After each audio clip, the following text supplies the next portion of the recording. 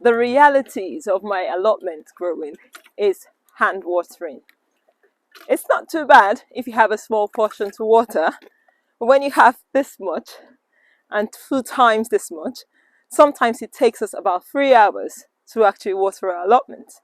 Now, this is okay if you're retired, but if you have a busy life, you have young children, then this is a bit tricky.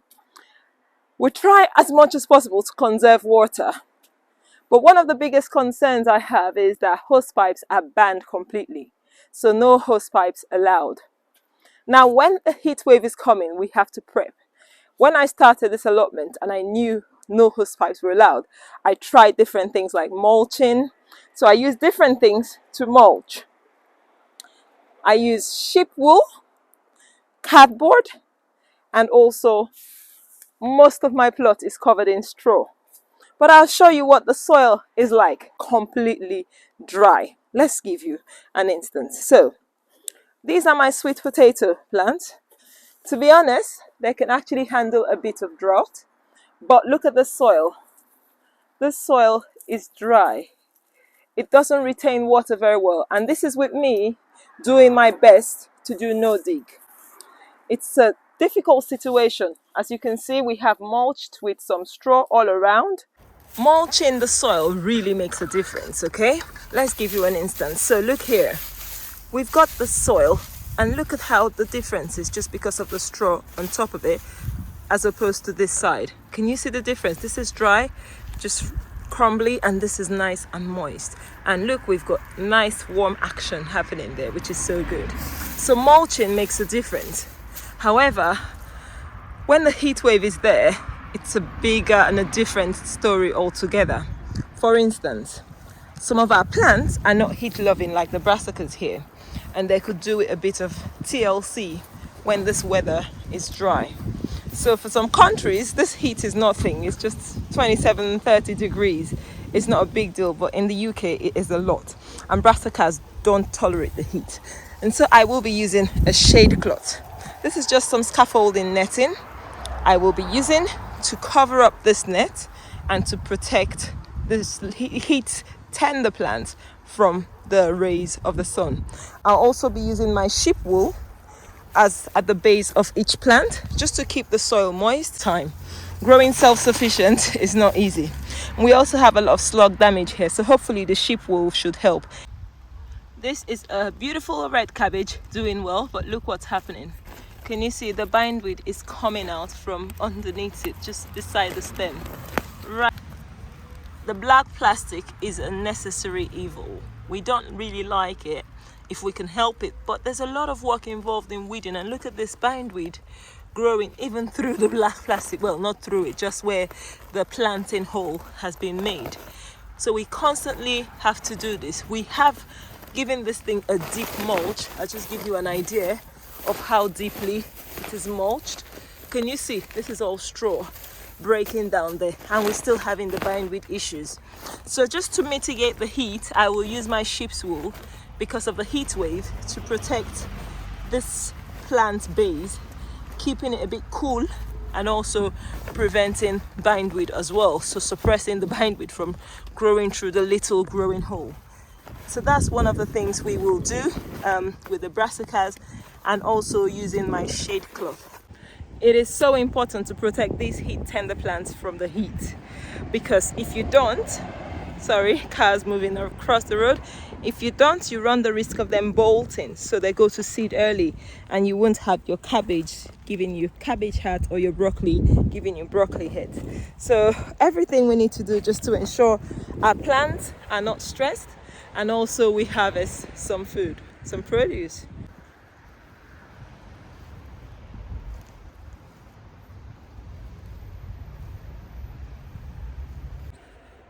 Guys, I have a little question to ask. Do you think it's asking for too much to ask for hose pipes that we can connect to the water bots over there and just water our plants, and afterwards put the hose pipes away? So it's not a permanent hose pipe. We don't want to waste water. We've just been sensible, but doing this like for 3 hours twice a week, or at the minimum, it's a lot.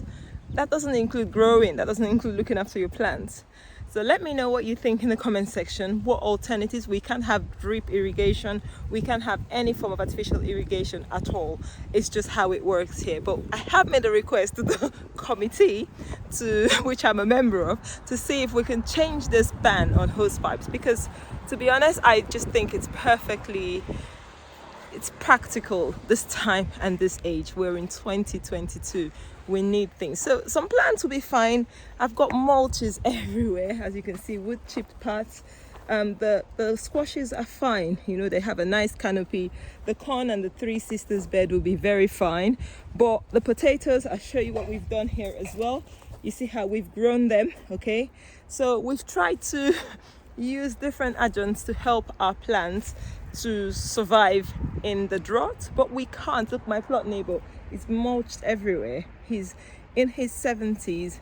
Both plot neighbors are in their 70s. It's not easy. I know we need a bit of exercise, but gardening alone is enough exercise, and we will always use watering cans, but not at the rate at which we're doing it now, because it's not practical. You have little seedlings that need constant watering, and you have to do it. So let me know what you think.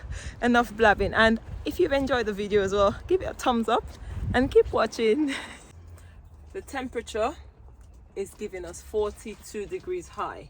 That's the current temperature at the moment, okay? Well, no, it dropped to 38, but 42 is the high, but that's just because we am at the bottom, and I'll show you what I mean.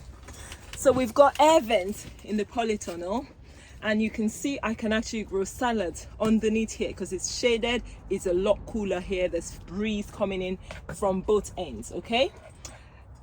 A polytunnel, right, is so good and vital to have, especially in our UK climate, because we have a very short growing season and it's always literally cold. So growing tropical things like peppers, I'll show you, for instance, look at this pepper. One pepper has got hundreds of fruit in a little pot, okay? Growing them will be impossible outdoors at this time of the year without a heated room.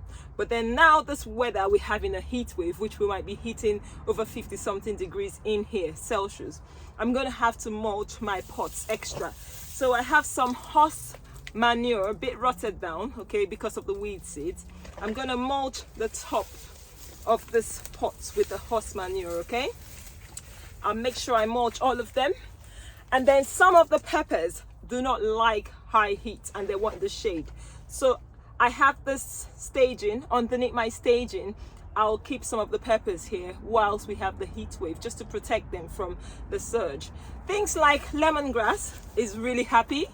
I only did this about a month ago and it's happy. I don't even need to mulch it unless I'm going away and I'm worried it might dry out. But lemongrass can tolerate drought, so I wouldn't worry too much about things like that. African basil will be fine, but yeah, I'm just gonna go ahead and mulch. These are underneath the staging. You see the peppers is quite shaded. As you can see, there's shadows all over the place, but then it's way cooler here, okay? I've got the straw always here just in case, and I've also got this. Now on the top of my staging, I've got more peppers in pots. I've got a few peppers here. What I do with these ones is I don't actually mulch them. I see this wool, okay? This adds, although it's messy and it gets soggy, but it acts as a little sort of what's it called now, hydro mat, so it retains some moisture. So when I water here, I try not to leave them on their own, like just on the wood, because that way you have a reservoir of water here, keeping it cool and also preventing drying up of your pots. So if you have any of these trays, just take advantage of them, use them. I've got different sort of trays here just to water. This way I water directly underneath.